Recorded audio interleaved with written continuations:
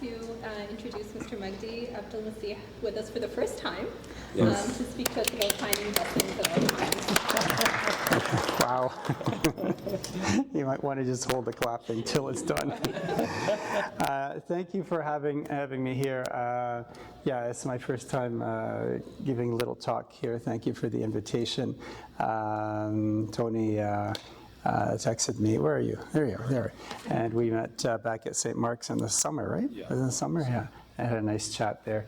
St. Mark's is my home, original home. I'm at Archangel Michael now. Our family's in Brampton, but we go back all the way to the church, St. Mark's, when it was housed inside of the Holy Trinity Church, which is in the back of the Eaton Center.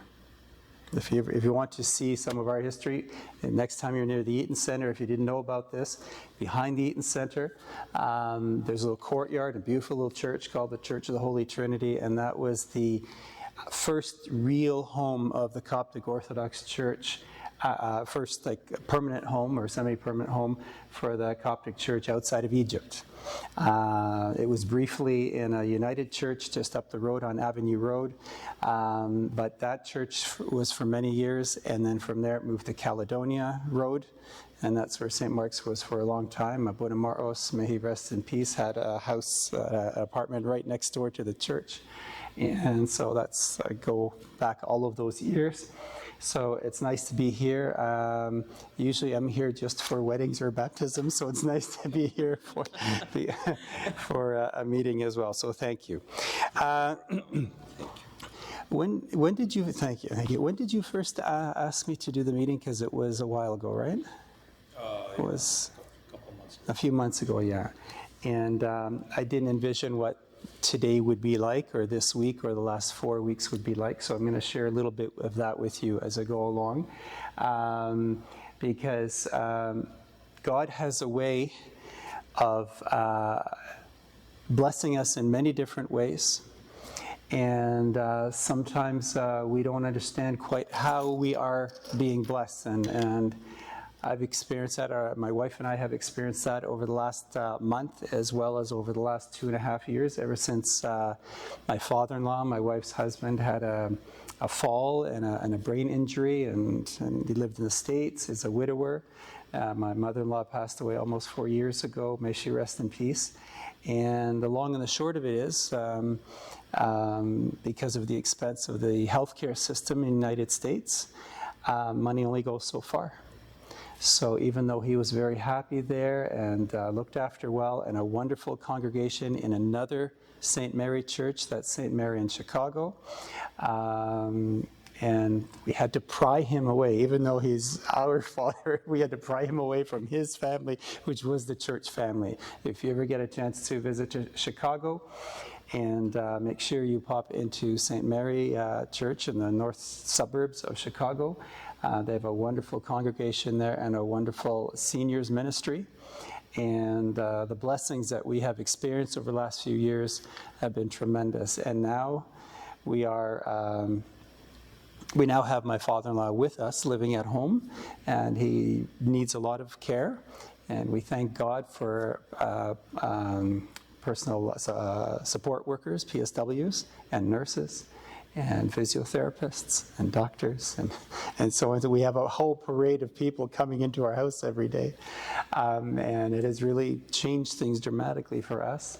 But one of the 4 groups in a few minutes will be chosen with the task to look in that situation and see what blessings you might be able to find. So the topic I think that you gave to me was seeking God's blessings at all times, and for some reason I had in my mind in everything, but I think it means the same thing, in everything at all times, the blessings of God. So just want to start with a quick icebreaker. Tony, you told me 30 to 45 minutes, right? So we started roughly 9, so by 9:45 for sure. If we don't get finished, it's okay. All the time is a blessing. So a little icebreaker to start. Okay, what are these? Operating systems. Oh, operating systems. Who are the computer people? Okay. These are operating systems. Very good. Who can name them from left to right? Windows, Apple, Android, Linux. And Linux. Okay, I didn't know what the penguin was. I thought this was one of those cell phone commercial things, but yeah. Okay, and we know what operating systems do? Okay, so we're using one right now to do this here, and this operating system on this particular $399 very fancy Acer computer. Even that, in today's dollars, when we compare how much our first computers cost, something as inexpensive as this compared to 30 years ago, can do quite a bit.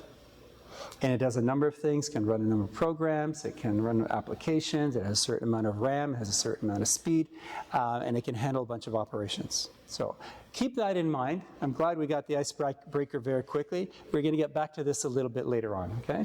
And then maybe it'll make sense to you why I'm not advertising for these people, although I do, I'm an Apple person, but some of you might be a Windows person or an Android person, but anyways. Okay. All right. Here's what we're going to do this evening. That was our little icebreaker. And then we're going to have a small activity now, and it's about seeing God's blessings. That is not a typo.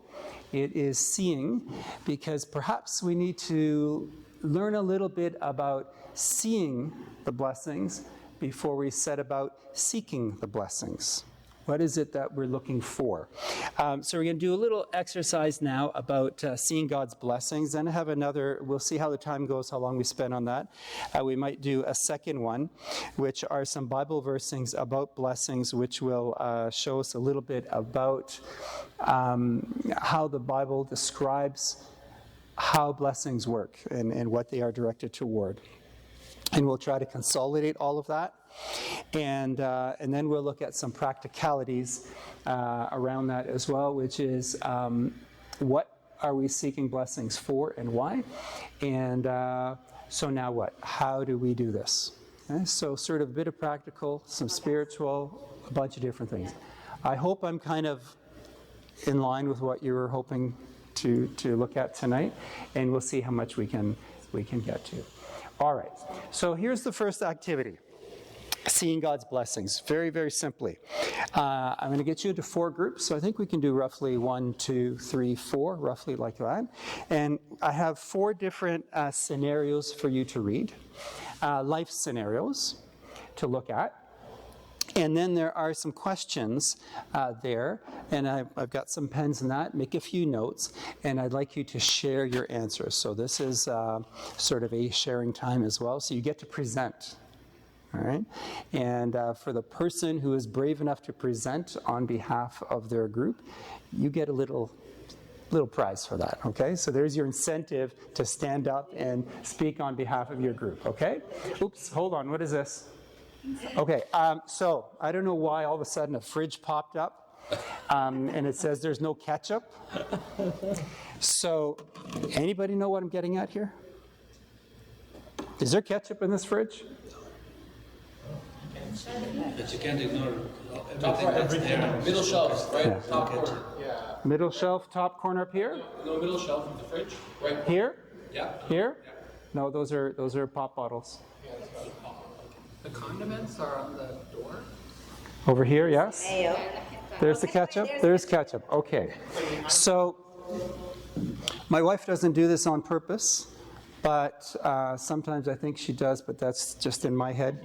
If she wants to hide something on me in the fridge, she'll put it right here in the middle shelf because she knows I'll never see it.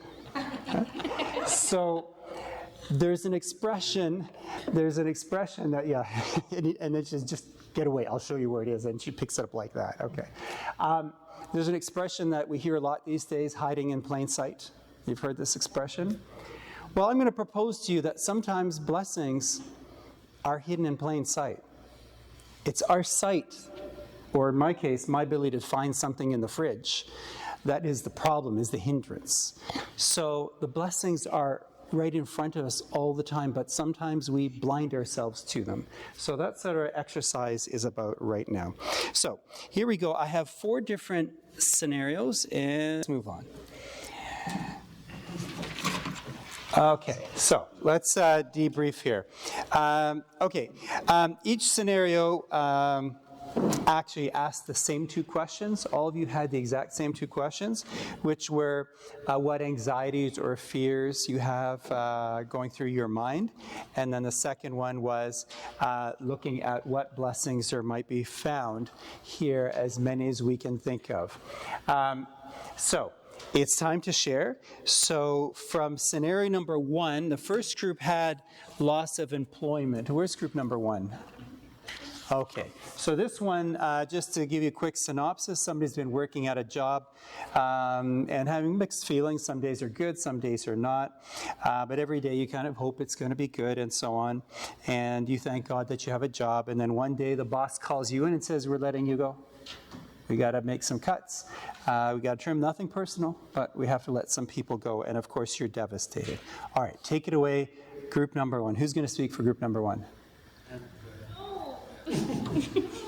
Remember, there's a prize for speaking. Okay. So the anxieties is that we're thinking maybe how they're going to pay the bills. Can you stand up so everybody can hear? And speak, yeah, stand up. Yeah. Or just from there is fine. And speak to everybody, not to me, okay? To everybody. Okay. So we're worried about how the person might be able to pay the bills. If they're going to get a good recommendation letter, maybe they didn't form a good personal relationship with the boss there. If they're going to get a good compensation package, or how will they ever find another job? Okay, good. The blessings is that they actually had a job in this economy.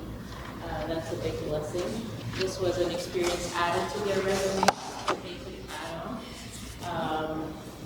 They have a severance package on top of their EI that they could enjoy in their time to relax, and this could be a way to spend time with family and friends. Also, sometimes maybe God puts us in an uncomfortable situation to push us out and explore new opportunities. So maybe if it wasn't for that, then this person wouldn't find the opportunity for a better job that is more a suitable fit for them. Also, they could have made good friendships outside and kept those friendships after this job, and also formed good networks that would help them land a better job or a more fit job for them. Wow, amazing. Roughly speaking, I think you found roughly twice as many blessings as anxieties or fears. Roughly, that's what it felt like to me. Anybody else have any other blessings they might see in this from the other groups that we might want to add in? Yes. Sometimes the loss of a job is like an opportunity for growth to find something better, whether it be better paying or better position, room for advancement. So sometimes we don't know what God has planned in store for us, but a lot of times it's for the better, not for the worse. Yeah, good. Anybody else want to add something? Yes. See, sometimes work takes us away from God, so some jobs are really grinding, and they really take you away from work, from God and prayer and service. So sometimes you just don't see it, but it's definitely a blessing in disguise. Yes. You don't have a job, and you're like, okay, wow. It's just like you've been doing all along. Okay, good. All right, wonderful. All right, group number 2, I think it was children, is that right? Yes. Yeah, and there were lots of parents in this group, if I'm not mistaken, is that right? No? Okay. So thank you for sharing. I have something for you. If my senior fingers can open the senior-proof plastic wrap. Here you go. Oh, thank you. Okay, bookmarks. Maybe this will motivate some people now, huh? Okay, all right, group number 2, the scenario was children. Oops, wrong way. And, okay, there's a bit of a lag here. Okay, so you're single, or if you, single or married, you can think either way, whichever condition in life you might be in. But nevertheless, you'd like to have get married, have a family, have kids, and then one day you're blessed and you have a wonderful partner, and you start having a family, you have kids, now you've got a 2 and a 4-year-old, and they're driving you crazy. And your 4-year-old's coming back from school, and your 4-year-old is saying some things or acting certain ways that's making you kind of nervous, and family life has become much more of a struggle, more difficult, lots of things going on, and it's tough. Okay, take it away. Group number 2. Who would like to present?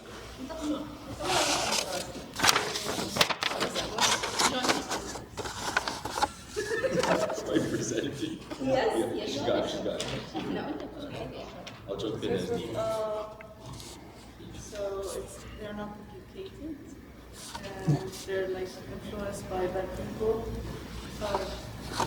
Can treat you. So what we meant was that the anxieties and worries we have is that they might not get educated properly, so not successful in career, and they might get influenced by bad people during their life, and they might start treating others bad because of their bad habits, and also they will not listen to us anymore if we allow it to happen again and again. And with the blessings, they're still children, so we can improve on them, work on them, and get them to be better. And they're siblings, so they could help each other out in the future. Nice, very nice. Okay. Anybody else want to add, especially people that have kids? Any things down the road? Yes? One blessing that you get for having difficult kids is that you yourself have to learn to become more patient. So you just become more patient because you have no choice but to become more patient. So it helps you, improve. Yes, yes. Anything else? I'll give you a very interesting example. So our son is the eldest of our 2. He gave us a tough time as a teenager, really tough time. And 4.5 weeks ago or so, when we brought my father-in-law back to the States to live with us, he's 91.5 years old. He has dementia. It was a 10-hour drive. He's immobile. So it was challenging, especially the last hour in the car was very challenging. And we were, very it's tough. And especially when somebody keeps repeating, and then they're realizing that you've taken them away and they're not going to end up back in their home at the end of the day. They're going to be in a new home, in our home. It was very difficult. So there's our son, who is 34 going on 35 now. And we'd asked him, Daniel, can you come and wait at the house there to help us move some things in, because it's going to be past Grandpa's bedtime and we're going to get the bed set up, because he had a hospital bed that we were dragging from Chicago for him. And we were all just, hyper and just tired and weary and snapping and things like this.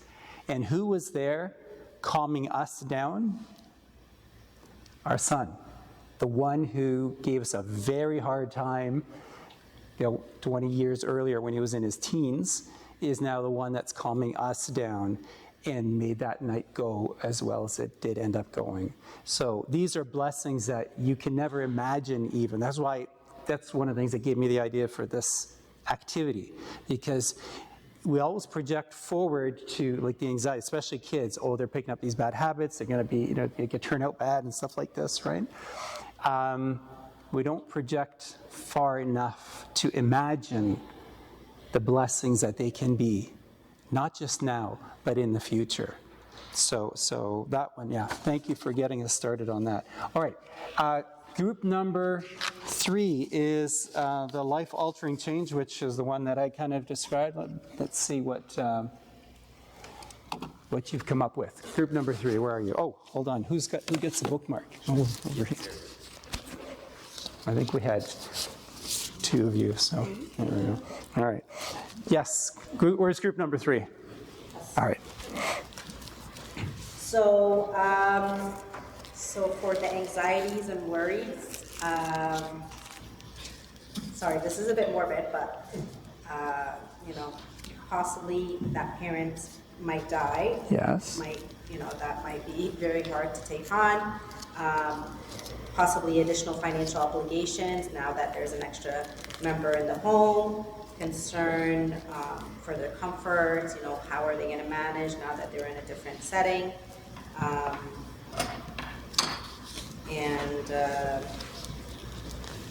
Is it possible for this parent to ever be independent again in the future? So those are the worries and concerns.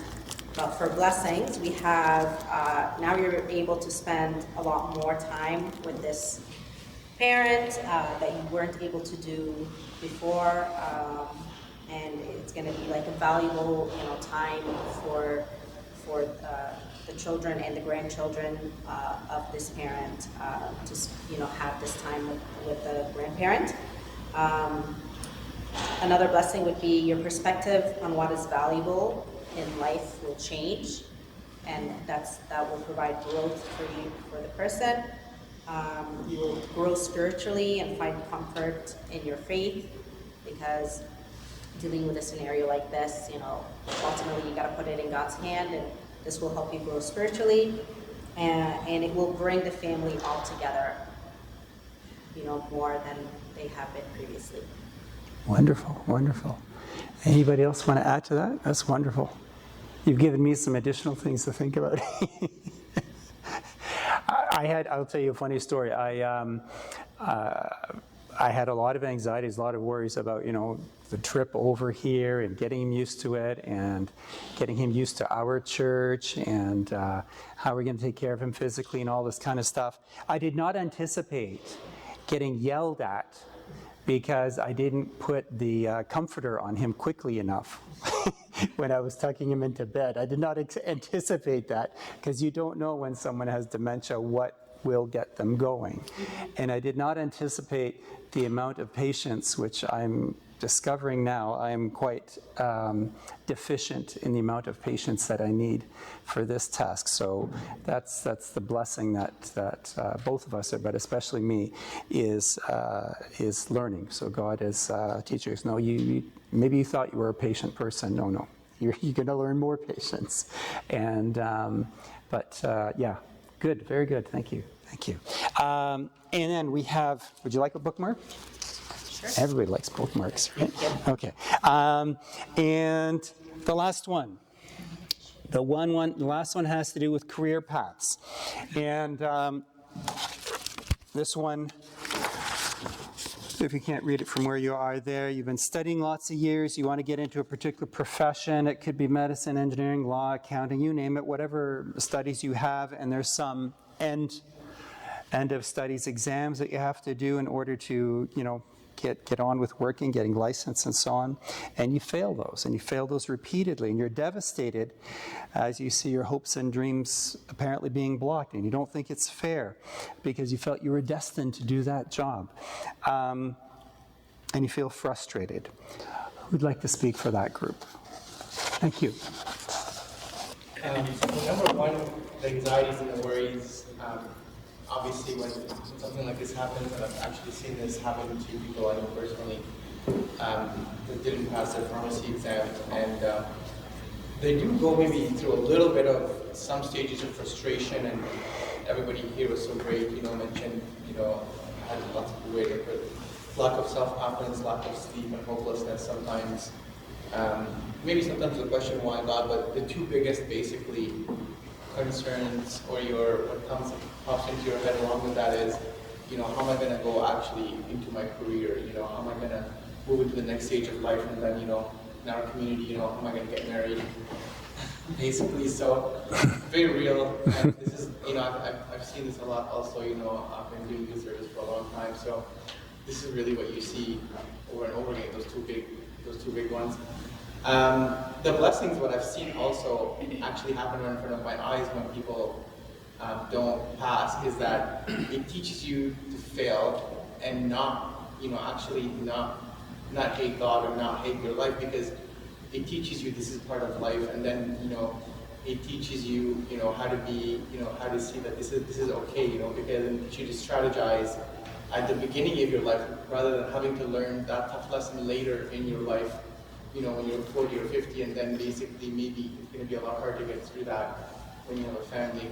And it teaches people, gives you the experience to learn basically to the process of learning and the process of, maybe learning and relearning basically, like, George was saying, and Peter was saying, and Andy kind of mentioned also, is that part of what you learn the most going to school, going through a 4-year degree, is not the fact that, that you have the degree, but you're actually able to finish it. So employers are able to, know that you have the commitment. So this teaches you also maybe to stay committed.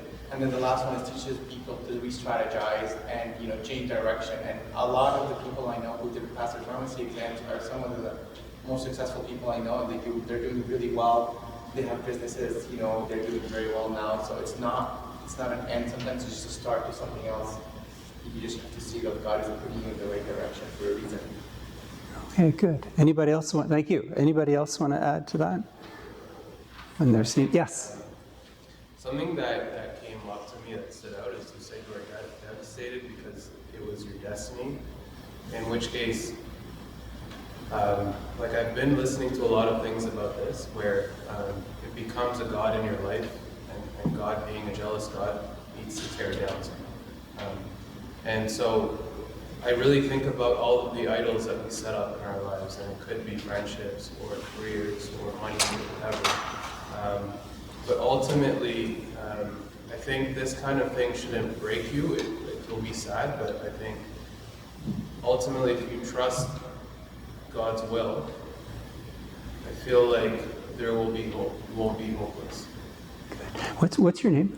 Kira. Kiro? So Kiro, you just gave us the wonderful segue to the second half of this.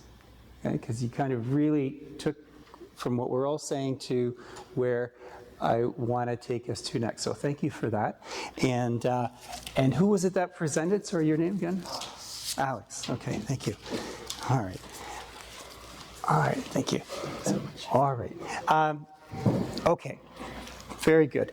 I think I'm looking at the time. I cannot believe it's already 9:36, so we're not going to do the second activity in groups. Maybe we can just do some of it together.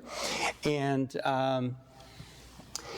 think about all of our responses. I want you to think about the anxieties and fears. How many of those related to material things? And then when you describe the blessings, they refer to spiritual things, to family things, to time things, to submission or to thankfulness or to understanding or thinking about God.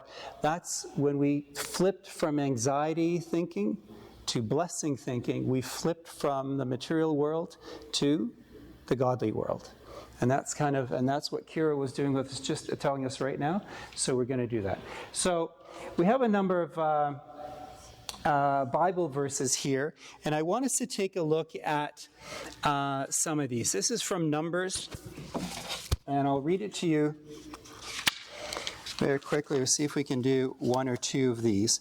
Numbers 6:24-27. The Lord bless you and keep you. The Lord make his face shine upon you and be gracious to you. The Lord lift up his countenance, his face, upon you and give you peace. So they shall put my name on the children of Israel, and I will speak. And I will bless them. Here God himself is speaking and describing a blessing as presenting his face, a bright light in your direction. Okay?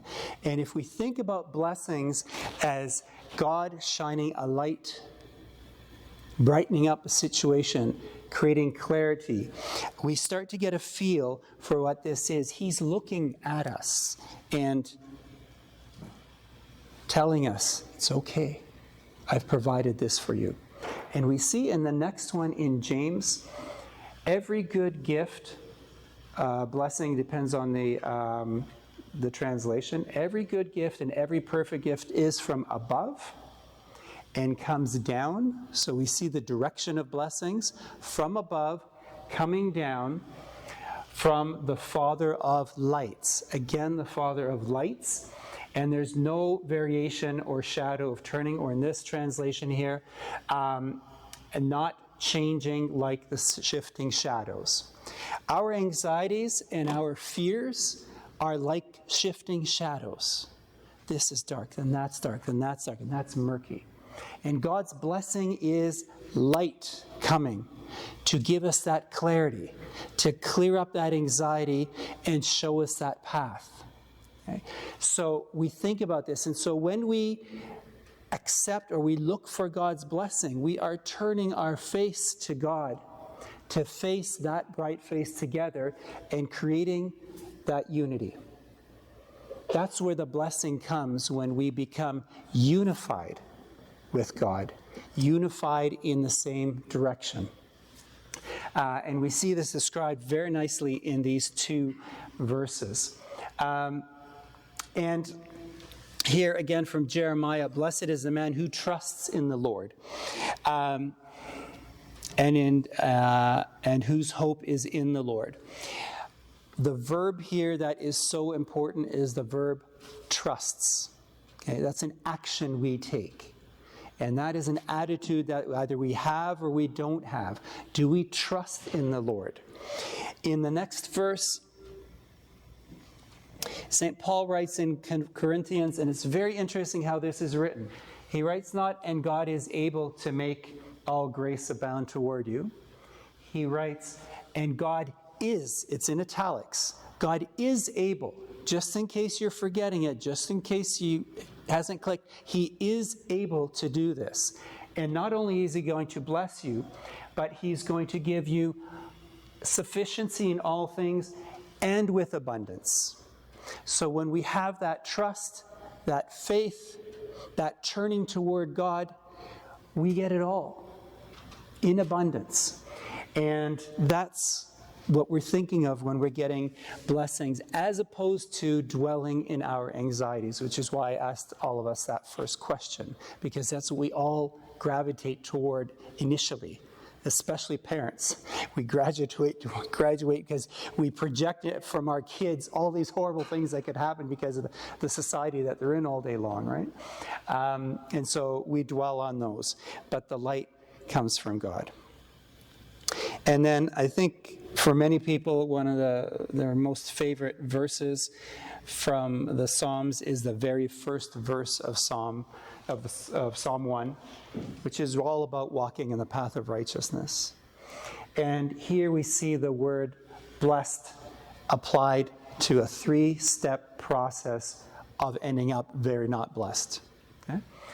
Blessed is the man who walks not in the counsel of the ungodly, nor stands in the path of sinners, nor sits in the seat of the scornful. And I remember this so clearly when I was even younger than a lot of you, when we were in the youth group. And I wish I can remember which Abuna said it, but all Abunas are wonderful. So it was a wonderful Abuna who said this and made it clear. And I never read this verse the same way again. Because he said, this is actually a progression. And this happens to us in workplaces, it happens to us in schools, happens to us in family life, happens in our private life on what we're doing, what we're watching, what we're listening to, blah, blah, blah. A 3-step process. And we have to check ourselves constantly. First, who does not walk in the counsel of the ungodly. Hey, you want to just hang out, be cool and all this kind of stuff and so on, right? Or stands, I'll just stay here for a bit. And then finally, the final step is to sit. Okay? Walk, stand, sit. And once you sit, you're in there. And you're in the wrong place. And you're away from the blessing, because the blessed one is the one who doesn't walk, stand, and then sit. Okay? So this is the kind of thing we want to think about when we think about blessings. And if we start to put it together, when we see a blessing of God, a blessing from God, it is like we are turning our gaze back to Him. He's shining, the Father of lights, shining that light to us. And we are looking back. In the same way, like a little kid, when we were kids, and we looked back at our mom or our dad and said, look what I did, right? Or, are you proud of me? It's that same feeling that we ought to have when we get that blessing from God. We want to do things that make God happy. And that makes him happy, and that's going to make us happy. And so we're uniting our will with his grace. They are now the same. And when they are the same, there's no conflict. And that means that when we seek God's blessing, we may not realize it. What are we actually seeking?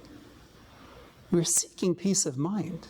Sometimes we want the peace of mind that, did I make the right decision? Bless my decision, Lord. Sometimes we do that because really what we want is a rubber stamp. That's not the way to seek a blessing. We're seeking peace of mind because we're becoming one with him in mind. We're aligning ourselves with him just like a parent and a child. And when we're seeking blessings, or God, I want this job, I want this career, I want to pass this test, I want to do this and sort of thing, we should be aware of the gifts and talents that God gave us and understand that these gifts and talents, just because I'm good at biology, doesn't mean I have to be a doctor or a pharmacist or a dentist or whatever. You can be many things. If I can draw well, doesn't mean I'm going to draw beautiful pictures like this. It could be illustrating other things for textbooks or whatever. There are many different ways. We get stuck in our brains that I have this, therefore I have to do that. God wants us to do good things with our talents, but there are many things that we can do with those talents. And so we can't lock ourselves out from the blessings by insisting on a certain direction. And that's what we said over here, where if you fail something, maybe that's God saying, you know what, I actually need you over here. And we have to be humble. We can't say, I know what I'm doing, I know what I'm doing, I got this, and then God, can you just approve it, make sure it's good, make sure I'm cool with you because this is really what I want to do. No. Humble ourselves and receive the blessing that he has in mind for us. And be thankful for those blessings.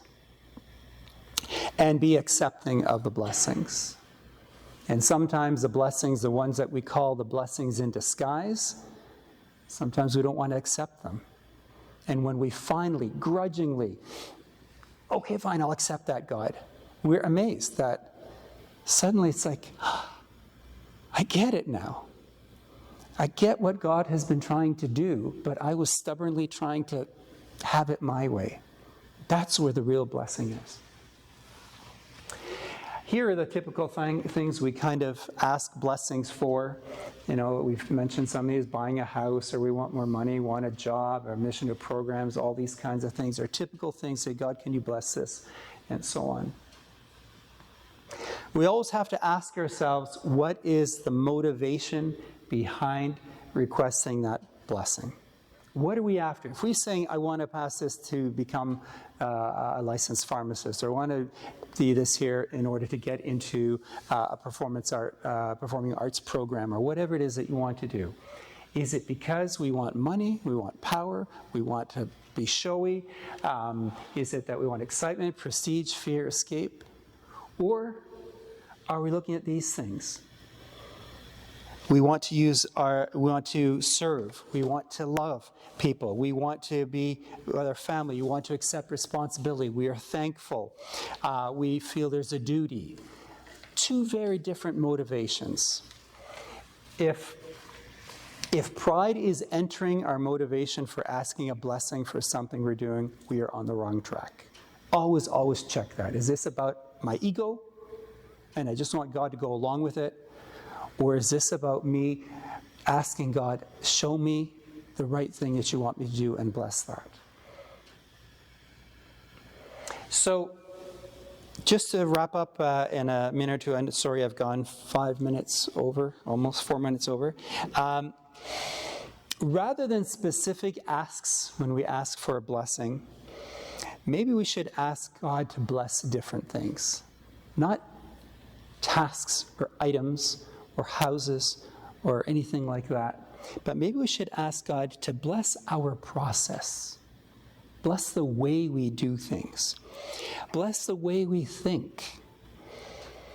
Bless the talents that he has given us. I'm having a hard time reading from a distance. Bless our hearts so that the hearts are full of love, that they are soft hearts, not hardened hearts. And bless our life's path, that he's constantly nudging us to the right path. Maybe those are the blessings that we should be asking for. If we remember the Beatitudes from St. Matthew, look at how these Beatitudes listen to. Look who is blessed. I'm just going to lift this up. So I'm going to say, blessed are the poor of spirit. Blessed are the meek. Blessed are the merciful, the peacemakers, those who mourn, those who hunger and thirst for righteousness, the pure of heart, and those that are persecuted for his sake.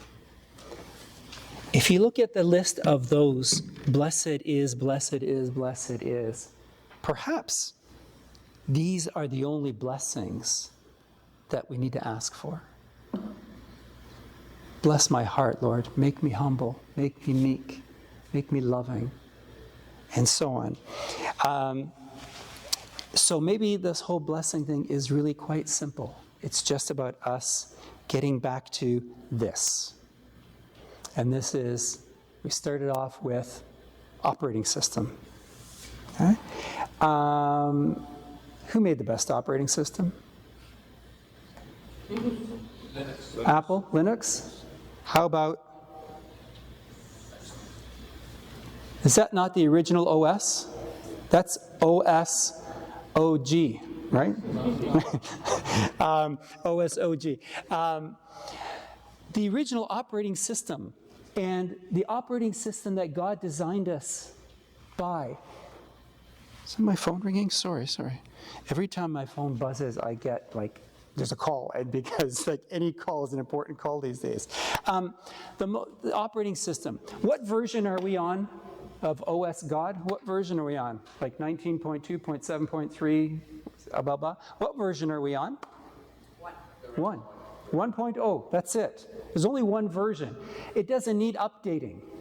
And every time we read the Bible, if I read it now in 2024, it reads differently to me than it did in 2014 or in 1992, because I'm at a different place in my life, and the same verse has a brand new, deeper, more important meaning to me because of what I've experienced. It's timeless. That operating system is there. Our problem is, just like computers where you try to run too many programs all at once, or too many different things, the computer will freeze. It won't work. It'll break down. And when we try to run software on our operating system that wasn't designed for that software, fill in the blanks of what that software might be, all the sins we do and pride and all these different things, then we damage that operating system. We have to make sure we're running the right programs on it. And those are the blessings that we ask God for. In techie language, God, help me to always run the correct programs on your operating system, which is help me to be a loving person, help me to be kind, to be gentle, to be forgiving, all of those qualities that as Christians we ascribe to. So, another way of putting this is, seek the blesser before the blessing. Always we seek God first. We want to be together with God in one mind, one heart, one spirit. If we do that, the blessings just flow, just like streams of light coming down from heaven. And with that, I'll just say thank you very much, and God bless you in the name of the Father, Son, Holy Spirit, one God, amen.